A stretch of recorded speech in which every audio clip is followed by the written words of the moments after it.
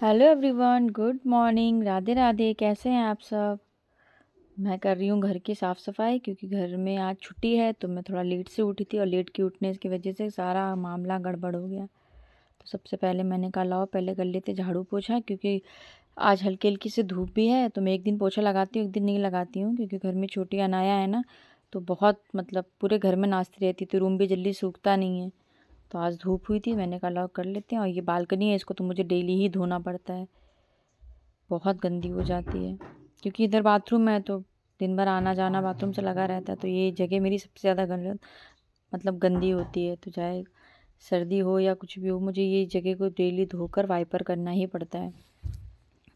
दो बालकनी की ये है और एक वो पीछे वाली, तो उसको तो सिर्फ झाड़ू लगाना होता है, उसमें धुलाई नहीं करनी होती है। पर इस ये वाली बालकनी में मुझे डेली धोना पड़ता है। तो मैंने इधर कर रही हूँ धुलाई, और उधर मैंने गमले ले रखे हैं, तो कुछ गमलों में थोड़ा बहुत पानी भी डालना होता है, पर अभी डेली ज़रूरत होती नहीं है। अब मैं कर दूँगी वाइपर, तो अच्छे से वाइपर करने से क्या होगा ना, जल्दी से सूख जाएगा। और धूप भी है इधर हल्की हल्की, फिर एक बार पोछा कर देंगे तो फिर पूरा अच्छे से जल्दी सूख जाता है। गर्मी में तो इन सब चीज़ों की दिक्कत नहीं होती, पर सर्दी में थोड़ा ध्यान देना पड़ता है। तो काम थोड़ा टाइम पे ही नहीं करना पड़ता है। ज़्यादा लेट नहीं उठी थी, बस ये थी 6 की जगह 7 बज गया था। सबको नाश्ता वगैरह बना दिया है। अभी निकल गए कपड़े। कपड़े तो मेरे घर में इतने निकलते हैं, मैं जिस दिन सोचती हूँ उस दिन ना निकले, पर ऐसा कोई दिन नहीं आता जिस दिन कपड़े ना निकले। कभी इस रूम की बेडशीट निकलती है, कभी उस रूम की बेडशीट निकलती है। और सर्दियों में हमें लगता है बेडशीट ज़्यादा गंदी भी होती है, क्योंकि ज़्यादा टाइम सबका बेड पे ही बीतता है। तो ये मैंने नीचे की बेडशीट थी, इसके ऊपर गरम बिछाती हूँ, तो गरम वाली तो मैंने धो ली थी। तो मैंने कहा नीचे की बेडशीट को 2 हफ्ते हो गए, तो उसको भी धो लेते हैं। ये उस रूम की बेडशीट है।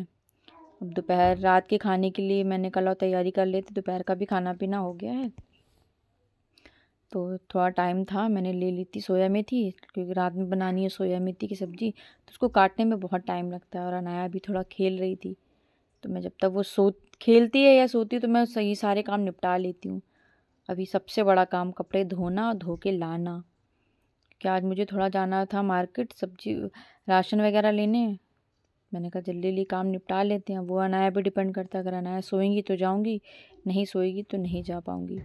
कपड़े लेकर आई, सबको रखने हैं अलमारियों में, सबको अपनी अपनी जगह पे कपड़े। ये आ गई मैडम, इनको मैं कोशिश कर रही हूँ कि शाम को थोड़ा सो जाए। 5 बज रहा था तो मैं जल्दी से, दुकानें भी खुल जाती हैं 5 साढ़े 5 बजे इधर सारी। तो मैंने कहा ये सो जाए तो मैं इसको सुला के भाई को दिखा के चली जाऊँ मार्केट, सामान लेकर आती हूँ। राशन भी मेरा पूरा ख़त्म हो गया है। पर यह है कि सोने का नाम ही नहीं ले रही है, बहुत कम सोती है। अगर रात में ही सोएगी तो सोएगी, नहीं तो दोपहर में तो सोती ही नहीं। इसकी वजह से मुझे भी बिल्कुल आराम नहीं मिलता, और मेरे को इतना बैक पेन हो रहा है कुछ कहने को नहीं, कि थोड़ा सा मतलब दवा वगैरह लगा के मैं सिकाई कर लूँ, आराम कर लूँ, कुछ नहीं कर सकती हूँ। देखो, बस अब खेल रही थी, 6 बज गया, तो मैंने कहा आटा वगैरह पहले सान के रख लेते हैं, क्योंकि आटा सान के रख दो फिर उसके बाद सब्ज़ी वगैरह बनाओ तो फटाक से सब्ज़ी बनती है, और तुरंत रोटी सेको और फटाफट सबको खिला। तो रात का खाना तो मेरा ऐसा ही होता है, इधर रोटी आटा सानती हूँ, उधर सब्ज़ी होपती हूँ, सब्ज़ी बन जाती है, आटा रोटी सेकी, सबको खिला दिया। मैंने पहले कढ़ाई चढ़ा दी, मैंने कहा नाया को थोड़ा मखाना फ्राई करके रख देती हूँ, क्योंकि मखाना इसको थोड़ा पसंद है। तो मैंने कहा लाओ मखाना को पहले फ्राई कर दें इसके लिए। तो कुछ ना कुछ मांगती रहती है खाने को, तो बाहर का तो कुछ भी नहीं देती, बिस्किट वगैरह भी मैं इसको अभी नहीं देती हूँ। तो कभी मखाना, कभी काजू, ये सब चीज़ें इसको थोड़ा फ्राई करके रख दो घी में, तो अच्छे से खा लेती है। एक दो ले लेगी और पूरे घर में घूम घूम कर खाएगी। थोड़े से बेटे को भी दे दूँगी, क्योंकि शाम को उसको भूख लग रही है। तो मैंने कहा अभी खाना बनने में तो टाइम है। तो बस अब मैंने इधर चढ़ा दिया है तेल, अब सब्ज़ी की तैयारी करूँगी। कितनी भी जल्दी कोशिश करो फिर भी खाना लेट हो ही जाता है, क्योंकि मेरे को रोक रोक के कुछ ना कुछ करना पड़ता है। कभी बीच में नया परेशान करती है, कभी कुछ कभी कुछ। अब इतने जल्दी 6:30 बजे से लगो, लेकिन फिर भी 7:30 8 बज जाता है। कभी अनाया को दूधू चाहिए होता है, कभी अनाया परेशान करती है, कभी रो रही होती है, कभी गिर जाती होती है, बस यही सब लगा है। इसकी वजह से तो ना मुझे खुद को आराम मिलता है ना कुछ। सब्जी मैंने छौंक दी है, तो पहले मैं आलू को पका लेती हूँ, उसके बाद ये देखो आई किचन में और आके इसने पूरा आटा गिरा दिया।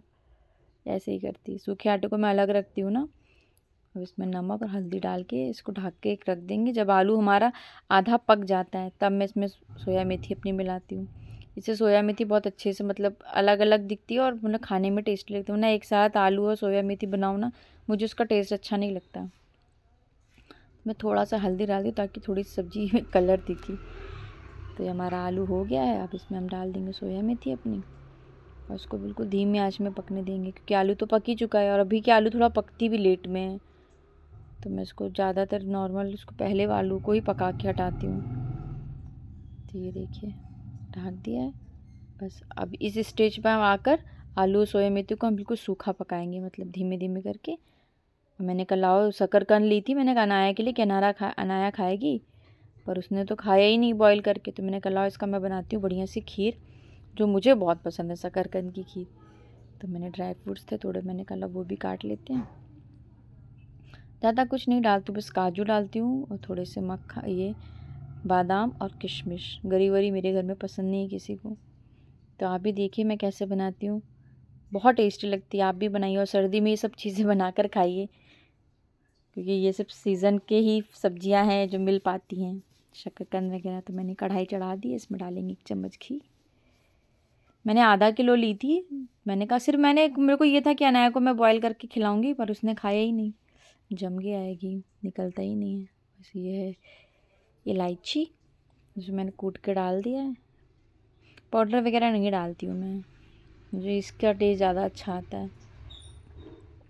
अभी हमारी ये मैं मतलब 4 शकरकंद मैंने उबाली थी, उसका आधा किलो में 6 चढ़ी थी, 2 बच गई। और तो ये 4 शकरकंद को अच्छे से मैश करके अब इसको हल्के धीमी आंच में भूंज लीजिए, खूब लाल हो जाएगा। आप लोग भी ट्राई करिएगा ज़रूर और बताइएगा कि कैसे रहा इसका हलवा। हलवा बोलिए, खीर बोलिए, पर हलवा थोड़ा गाढ़ा हो जाता है और खीर थोड़ी पतली रहती है। मुझे तो बहुत पसंद है। बस इसको आँच को सिम करके इसको देखिए लाल होने तक भूंज लीजिए, बहुत अच्छा लगता है और फ़ायदा भी करता है। देखिए मैंने इसको अच्छे से मीच लिया। मैं पछता रही थी कि मैंने पूरा क्यों नहीं बॉयल किया। अब नेक्स्ट टाइम बनाऊंगी तो थोड़ा आधा केजी तक का बनाऊंगी। अच्छे से लाल कर के आप भूंज लो। अब इसमें 1 गिलास आप दूध डाल दो और फिर इसको अच्छे से मिला लो। कुछ मेवे मतलब खोए वगैरह डालने की ज़रूरत नहीं है, दूध में ही अच्छे से पक जाएगा और गाढ़ा होने लगेगा धीरे धीरे। बहुत अच्छा टेस्ट आता है इसका। ये देखिए कितना बढ़िया से गाढ़ा हो गया। ये जो ऊपर आपको दिख रहा है ना, ये वो है इलायची का।